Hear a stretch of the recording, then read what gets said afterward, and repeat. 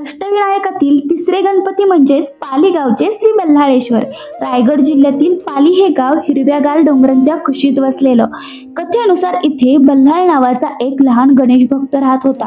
तो दररोज गणपतींचं पूजन करायचा आणि भजन कीर्तनात स्वतःला रमवून घ्यायचा।